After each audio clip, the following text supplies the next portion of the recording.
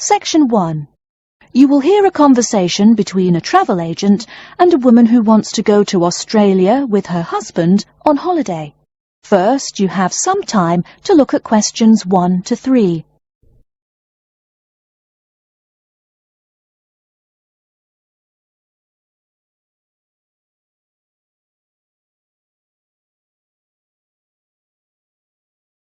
You will see that there is an example which has been done for you.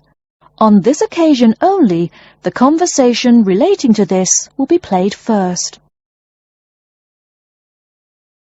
Good morning. I've been looking at your holidays to Australia in your brochure. I'm thinking of going during the second half of next month. Good morning. As you can see from our brochure, we offer a wide variety of packages to various destinations in Australia. Is there anything in particular that interests you? The woman says that she has been looking at the holidays to Australia in the brochure. So, brochure has been written in the space. Now we shall begin. You should answer the questions as you listen, because you will not hear the recording a second time. Listen carefully and answer questions 1 to 3. Good morning. I've been looking at your holidays to Australia in your brochure. I'm thinking of going during the second half of next month. Good morning. As you can see from our brochure, we offer a wide variety of packages to various destinations in Australia. Is there anything in particular that interests you? Yes, my husband and I are very interested in the holidays in the outback. These holidays are becoming increasingly popular. Would you like to arrange flights and accommodation with us, or just accommodation? Can you arrange flights from Sydney? Certainly. OK, flights and accommodation then. Right, you said that you wanted to travel next month. Which date would you prefer? I should point out that there are no daily flights available, so if you have a flexible itinerary, that's better. Well, we arrive in Sydney on the 15th of April, and we were thinking of travelling to the outback on the 18th of April. OK, there's only one flight from Sydney to Alice Springs on the 18th, so I'll book you on that. It leaves at 10 in the morning, which is quite convenient. Shall I book 2 seats for you? Yes, please. As for your stay in the outback, you can see from the brochure that we offer 3 packages: budget, standard and luxury. The budget package is about $500 Australian dollars, the standard package is about $700, and the luxury one is approximately $1,000, though it does depend on exactly what you would like regarding extras.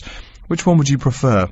Well, we can't decide between the budget and standard options. Well, actually, just looking at my computer here, on the date that you want to fly into Alice Springs, there is no standard accommodation available. It's fully booked, I'm afraid. That's okay. We think that the cheapest one should be fine for us. We don't mind roughing it for a few days, and we don't expect to be spending much time at our accommodations. We prefer the outdoors. Right, let's look at the room options. Before you hear the rest of the conversation, you have some time to look at questions 4 to 10.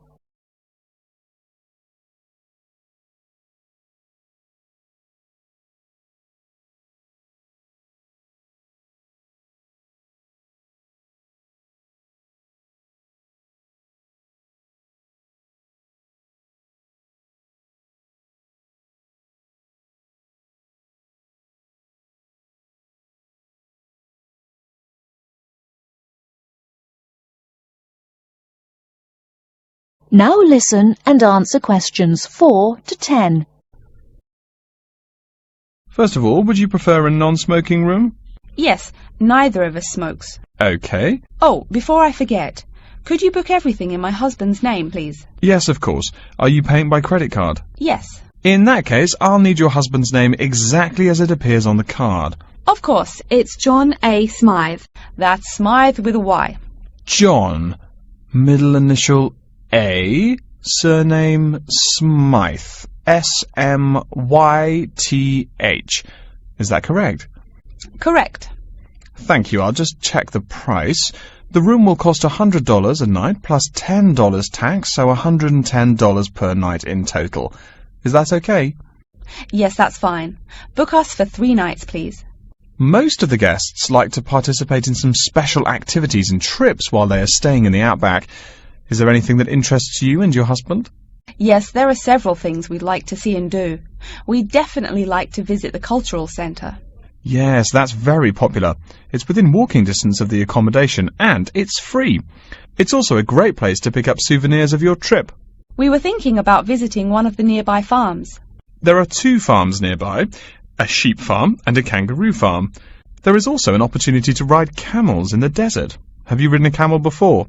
No, but it sounds like fun. Could you give me some more details about the kangaroo farm and the camel ride? Certainly. The kangaroo farm includes information on how the animals are raised, whilst the camel ride provides information on desert flora and fauna. Which would you prefer? You can arrange to see the kangaroos in the wild if you like, rather than on a farm. That sounds perfect. OK, we'll go on the camel ride and see the kangaroos in their natural habitat. OK, I'll arrange that for you. I forgot to mention that the journey also includes a stop at a place of Aboriginal artwork. It's a place well known for its stone carvings of animals and mythical creatures. That sounds great.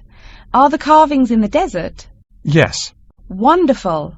Well, that's perfect then. I'm sure you'll have a lovely trip, but remember that you need to take care in the sun. Yes, we're really looking forward to our trip. We really want to try to experience the dream time under the stars. Of course. That's what a trip to the outback is really all about. Yes. Now, how about the cost? That is the end of section 1. You now have half a minute to check your answers.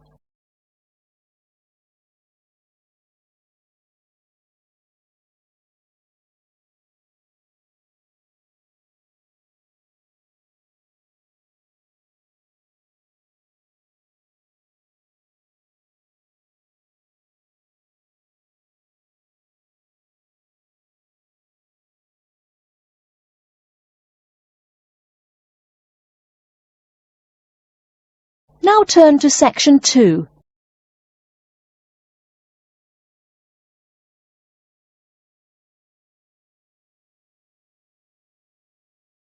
Section 2. You'll hear an announcement which is looking for some volunteers.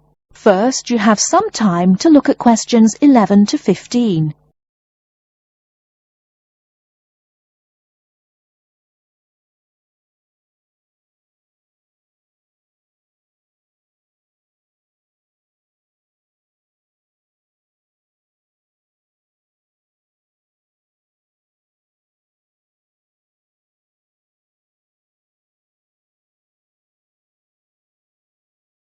Now, listen carefully and answer questions 11 to 15.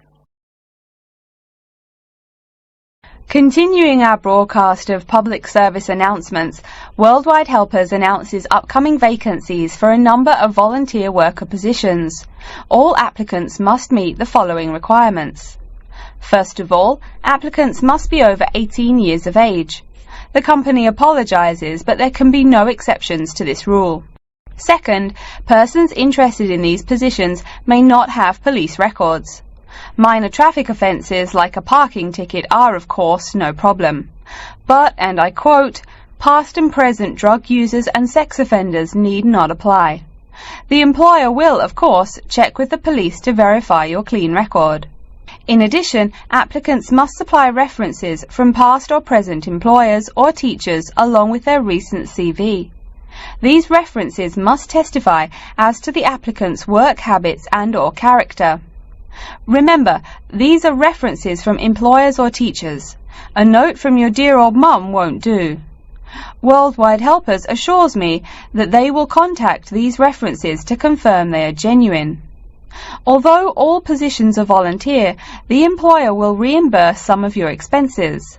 For example, they will pay for transportation to and from the job site. Aside from that, the cost of phone calls is covered. Before you hear the rest of the talk, you have some time to look at questions 16 to 20.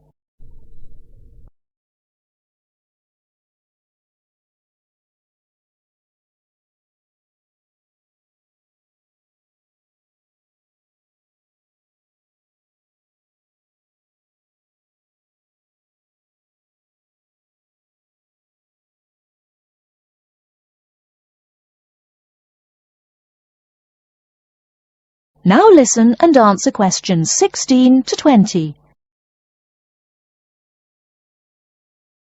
As for the positions themselves, there are 3 types.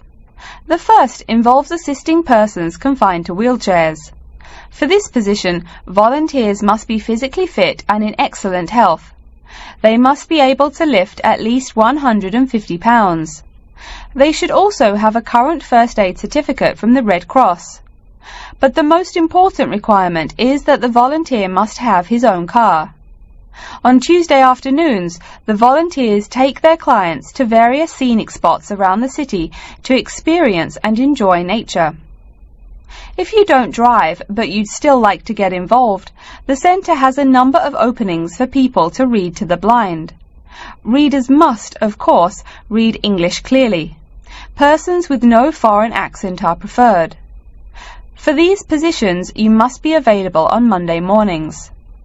Oh, wait, I see a note here. There is one opening for someone who can read Urdu. Apparently, there is a Pakistani blind person who'd like to hear his or her native language, but the other positions are all in English. And finally, there are a limited number of volunteers needed to care for disabled children. I'm sorry, but the information I've been given does not say how many children or what disabilities they have. In any case, you are needed to care for the children for 1 week in August. Apparently, this will be at the close of the summer holiday. I would guess this involves helping them with the routine chores of daily life. Again, volunteers for this position must know basic first aid, be in good health, and be able to lift up to 75 pounds. All applications for this position have to be submitted no later than Monday, August 8th. Applications may be made either by regular postal service, the snail mail, or by email. The mailing address is Worldwide Helpers, Post Office Box 651, East Surrey, BY8 99C. Please write "Attention Mary Smith" on the envelope. Or you can send email to acrawfor@worldwidehelpers.org. That's acrawfor@worldwidehelpers.org. So get out there and do something good. Okay. Our next announcement is looking for someone to facilitate tiger breeding at the London Zoo. And get this, it's a strictly volunteer position. That means you don't get paid. Oh my God. I'm sorry, ladies and gentlemen, but I just have to laugh. That is the end of section 2. You now have half a minute to check your answers.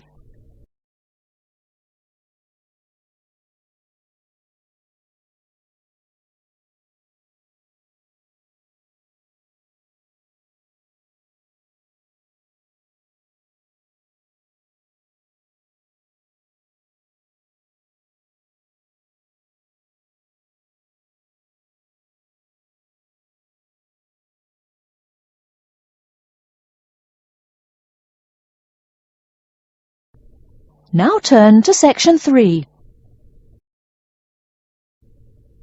Section 3. You will hear a student called Pete talking to his classmate Dave about the presentation that he will give on environmental science. First, you have some time to look at questions 21 to 25.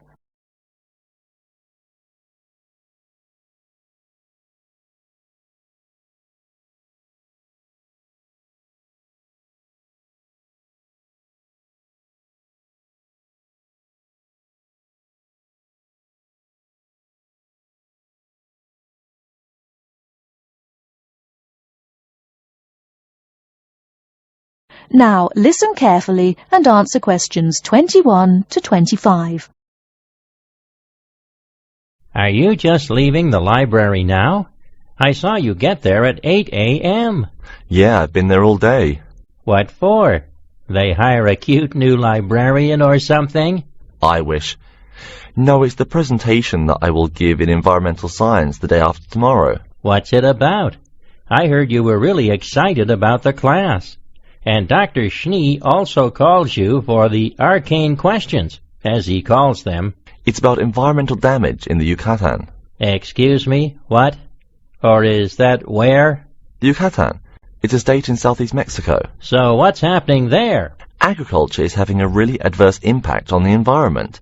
There are too many farmers doing too much farming. It's really destroying the forests and ruining the soil. Deforestation is a major problem there now. How did you learn about this? I don't recall Dr. Schnee saying anything about it in lecture. Yes, but my brother went there last month. You know, to look at the old cities like the Maya Indians built. That's what first got me interested. Your brother Tom? No, Dick, Harry's twin. Anyway, he told me how few trees there were now, and how much empty ground that grows almost nothing. He said the place looked more like the desert than jungle in some parts. It brought environmental damage, so I started looking for materials in the library. Here, look at this magazine. What's in it? It's an old issue of National Geographic. It includes interviews with tourists who have been there in the past few years. It's pretty bad. See the photos? I see the photos, but one or two photos don't prove anything. Then read what the article says. Right there. The first thing it points out is how soil samples show it's hard for anything to grow there. It says how an area of 21,000 square kilometers has lost most of its forest in the past 10 years. See, there are graphs. As the number of farmers increases, the acres of forest have decreased. It's an inverse relation. Before you hear the rest of the talk, you have some time to look at questions 26 to 30.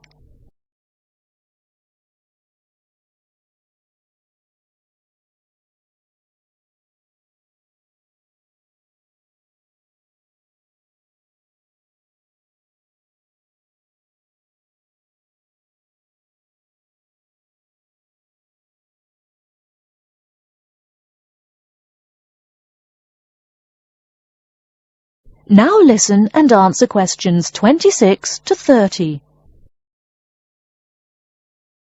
So, how big is that state? I'm sorry, but I've never really learned the metric system. It's bigger than the state of Massachusetts. That's shocking. Anything else? There's lots of else. Scientists say there's a growing area of about 10.5 square kilometers where nothing can grow at all. It's like the beginning of a desert. Oh, yes. What Dr. Schnee called desertification. But why can't anything grow there?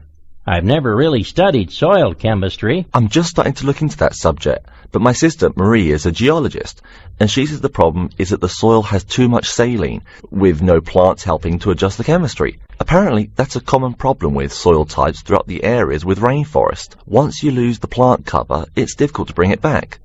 Reforestation is almost impossible, even if the land is not being used for other purposes. Wait a minute. What is saline? Saline is salt dissolved in water. Scientists who have gone there have taken measurements. They do this by gathering a sample of the soil and running a simple test that shows the ionization of the solution.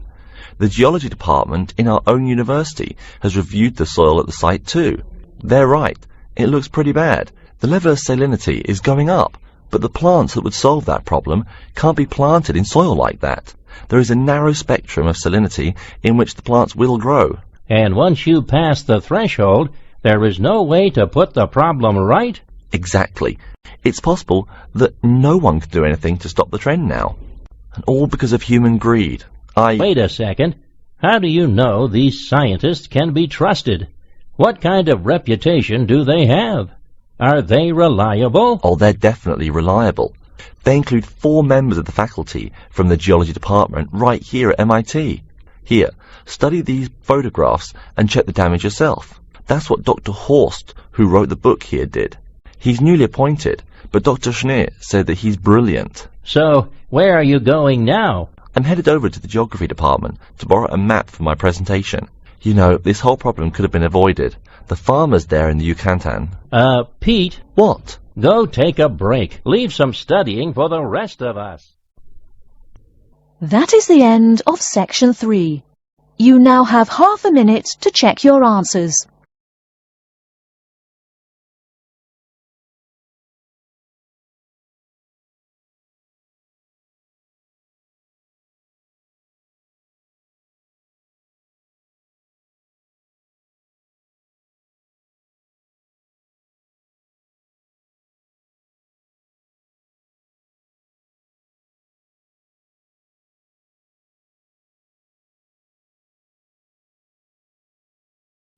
Now turn to Section 4.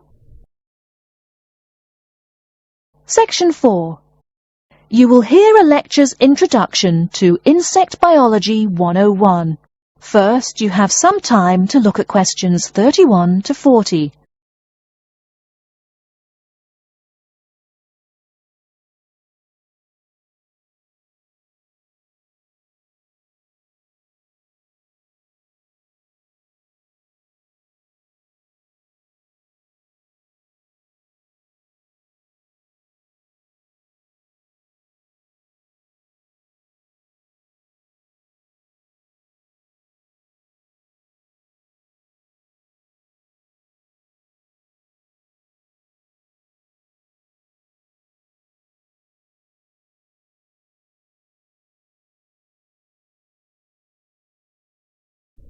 Now listen carefully and answer questions 31 to 40.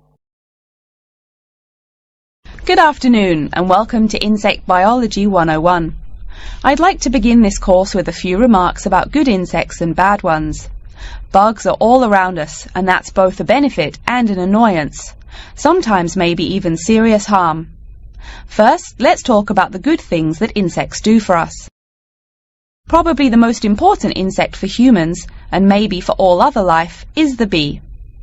Bees help plants in the process of pollination, and thus are necessary to most flowers and fruit-producing trees. That is, they carry pollen from male flowers to female. If it weren't for bees, we'd have very few food plants and no fruit either. In fact, there would be no we. No less a thinker than Albert Einstein pointed out that, without bees, humanity would be dead within a year or less. We'd starve. It's that simple. That should maybe make us just a little humble. A little less dramatic is the fact that bees also make the honey we eat. Moreover, they produce beeswax, which is useful in candles and is also used as a first-rate furniture polish. Sure, these may not be vital to our lives, but they can serve as reminders of how important bees are. That's a point I keep coming back to in this course. Though, in all fairness, I should point out that butterflies aid in pollination as well as bees. Now, here in Michigan, what's the worst part of summer? Yep, that's right, mosquitoes. But I'm talking about helpful insects, right? So let's look at the dragonfly first. If there were no dragonflies, there would be even more mosquitoes. Dragonflies mainly eat mosquitoes and also a few other insects. Yes, that's right. They don't just fly around, and they also help to eliminate harmful insects. So the next time you see a dragonfly, don't you dare kill it. Now, let's talk a little about those harmful insects. Take the mosquitoes I just mentioned as an example. Not so many years ago, mosquitoes here in America weren't just annoying, some were even deadly. They carried malaria and yellow fever. My own ancestor, the Confederate General John Bell Hood, lived through the worst battles of Civil War, only to die at age 38 from yellow fever. A pest, not a bullet. Well, besides the mosquitoes, in summer there is also a kind of insect that never seems tired. Right, that is the fly.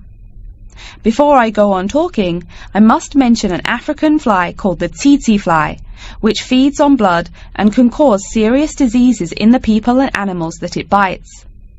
Besides, it is still a bearer of sleeping sickness, which affects around 300,000 people every year in Africa, and can be treated only with toxic drugs that are hard to administer.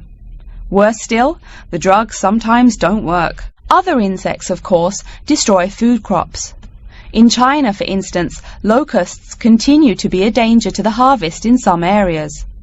Less important, but still annoying, moths eat people's clothes and dust mites slowly destroy carpets.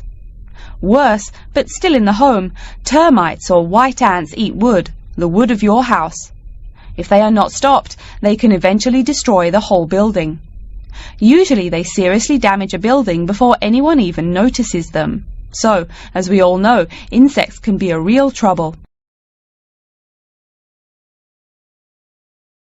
So, what to do? You can go ahead and start killing harmful insects. In the early decades after the Communist Revolution in China, Chairman Mao encouraged the people to swat every fly they could see.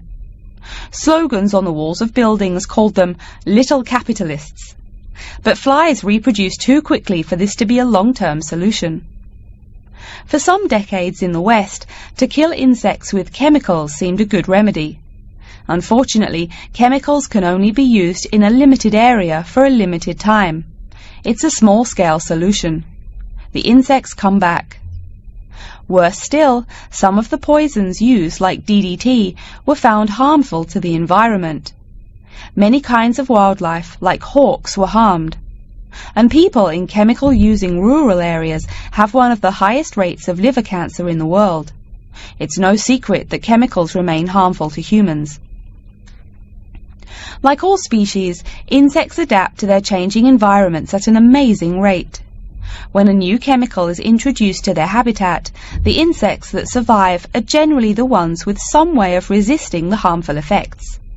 They then breed with the other survivors, and just like that, insects become resistant to most poison in a few generations.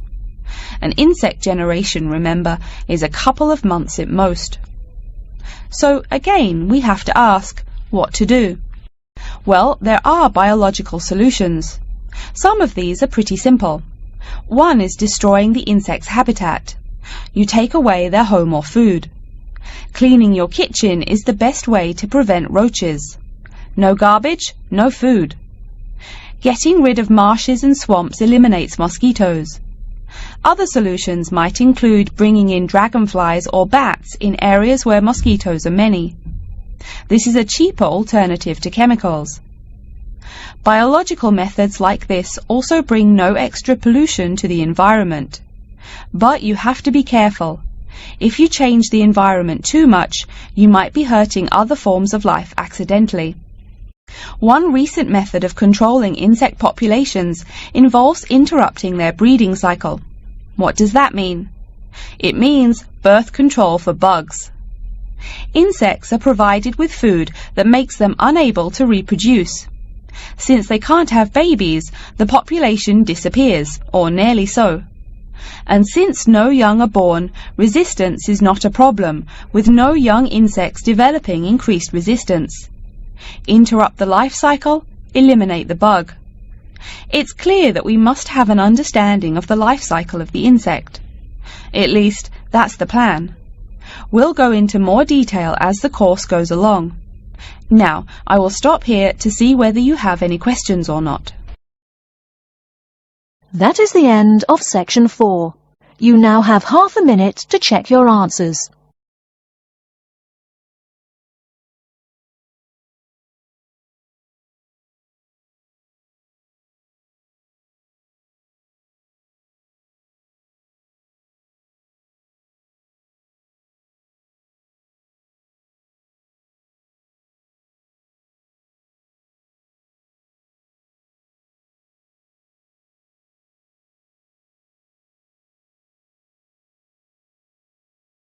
That is the end of the listening test. In the Ielts test, you will now have 10 minutes to transfer your answers to an answer sheet.